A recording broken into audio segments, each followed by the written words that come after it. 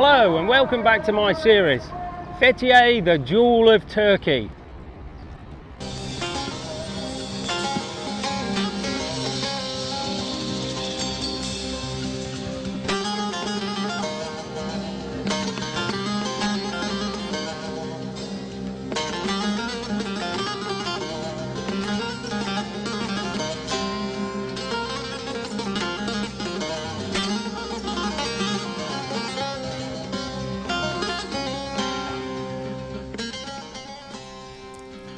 On the southwest foothills of Akdağ, that's White Mountain, 30 miles from Fethiye, is an amazing natural wonder and tourist attraction, Saklikent Gorge. There's regular buses to Saklikent Gorge from Fethiye town centre.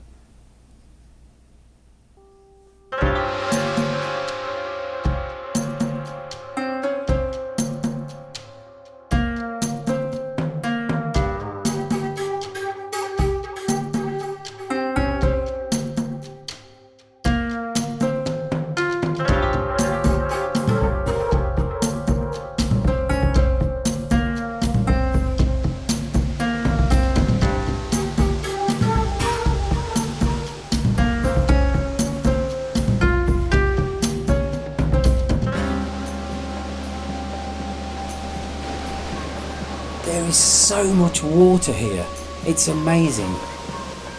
Majority of this freezing cold water comes out underneath the rock as a massive spring, thousands of gallons every minute.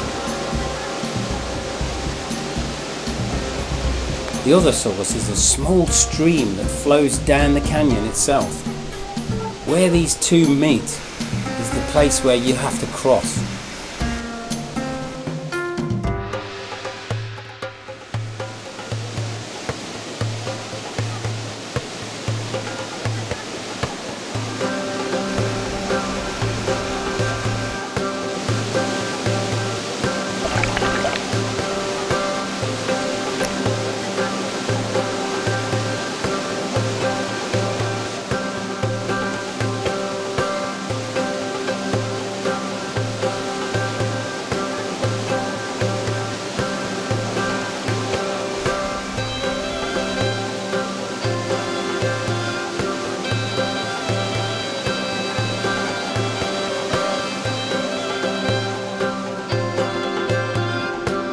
This place can get really busy in the middle of the season, but it's a wonderful place to escape the heat in the summer.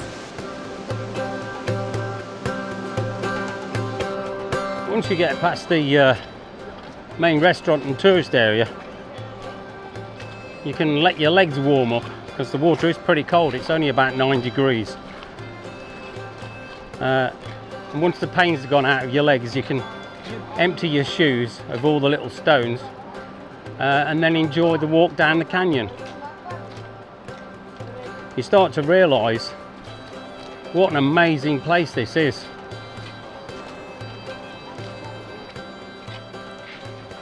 If you want to walk quite a long way into the canyon, it's a good idea to have your swimwear.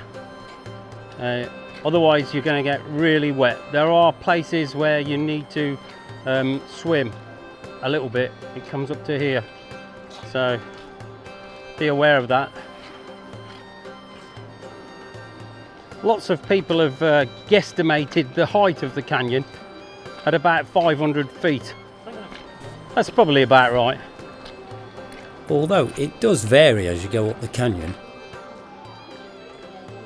Over the years there has actually been flash floods here because obviously the water coming down the canyon comes from Akdağ, the mountain that's 10,000 feet high. So there are occasional flash floods.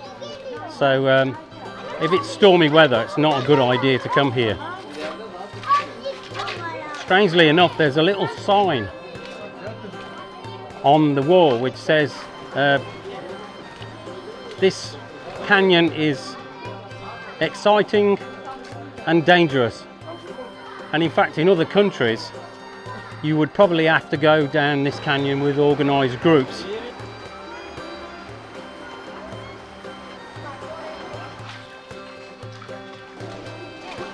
It's a great place to meet people from all nationalities. And don't be frightened to bring your kids here. I even saw one guy bringing his cat. He got it strapped to his back.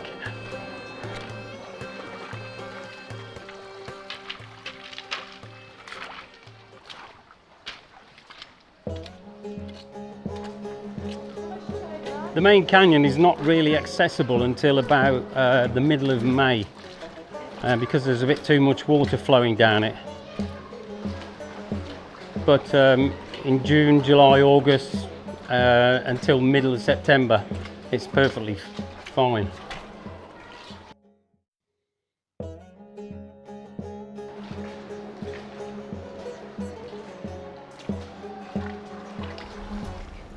You can actually only walk about a third of the way up the canyon, and then you come to big boulders which stop you walking any further. There used to be a rope years ago, but even that you wouldn't get far. The actual canyon's about 12 kilometers long, and although it's called Saklikent, there's not actually a hidden town, because that's what it means. Saklikent means hidden town, but there isn't a hidden town at all.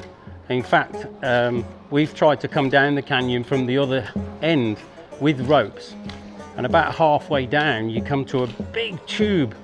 It's about 4 meters wide with water running into it. We only had 50-meter ropes, so we couldn't go any further, and we had a bit of fun trying to get back actually. So let's get out the canyon now and see what other adventurous things there are to do around here.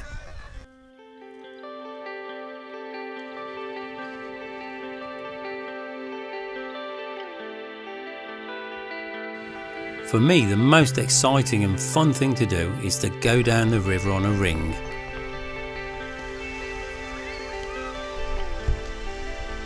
You'll find that all the restaurants are spread out over an area of about 300 metres. You can sit on a kushk and have dinner, or just have a nice cold beer and watch the ducks.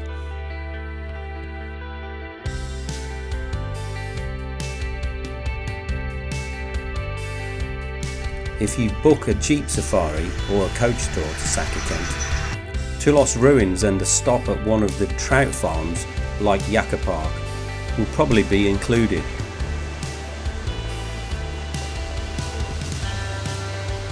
Stay in this cold water for 15 minutes and you get a free drink.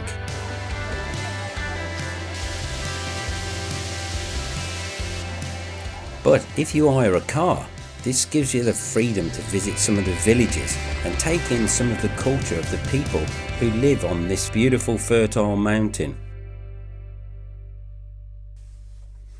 We're on our way to Arsa village, or Arsa Köye, which is above Saklikent Gorge at around 3,000 feet high. It's not the prettiest village up the mountain, but at 3,000 feet up, it's the perfect place for growing fruit.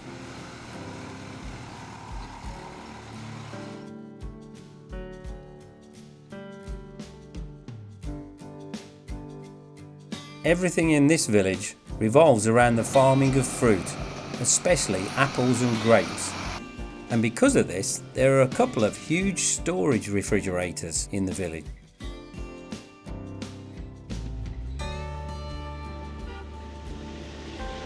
So I had a little chat with two of the farmers I met up with. This is Hayre and Osman. He was telling me that he got a huge apple orchard just below. I asked him how much the apples sell for. He said they sell about 80 kurush for a kilo, that's about 20 pence.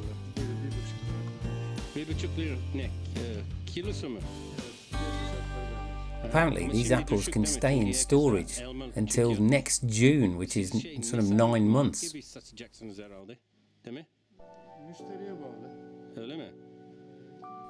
When the right time comes and the price goes up, they can sell them at any time, and the sale price is dictated by the demand and the time of year. And they stay at a temperature between 0 and -1, which means they're virtually frozen.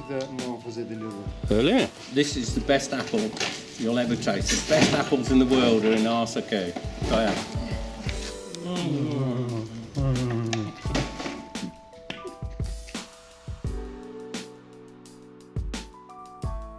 course, not everybody's active at this time of day. There's one restaurant here that serves quail, but apart from that there's only a couple of shops. Of course, you can always get a cup of Turkish tea with the locals. Kim kazanıyor? Belli mi?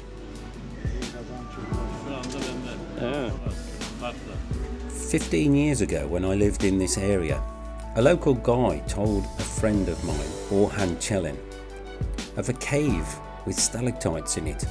So with our climbing gear, we investigated it. As we were harnessing up, I spotted some unusual red marks on the wall outside the cave. After some research and helping 16 archaeologists from the museum up there, we discovered they were cave paintings from people 8,000 years ago, and the first to be found in this area of Turkey. So this year I decided to trek up to the cave again.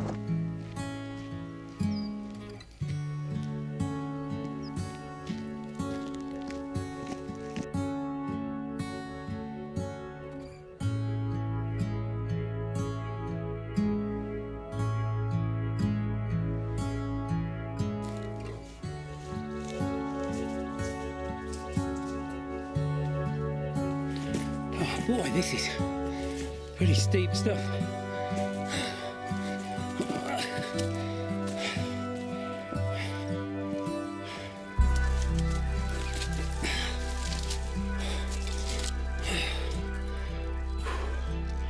Respirate.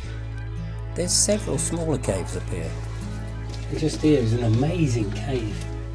Easily big enough for more than one family to live.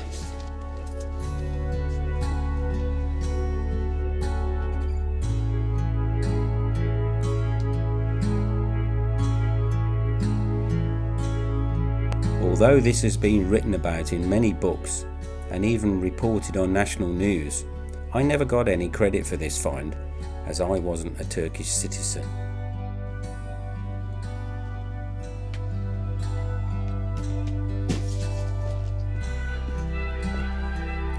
If you travel through the village of Çamlıköy, that's Pine Village, from Arsa, about a mile further on, you reach the only bridge that crosses the top of Saklikent Gorge, at a height of about 120 feet or 35 metres.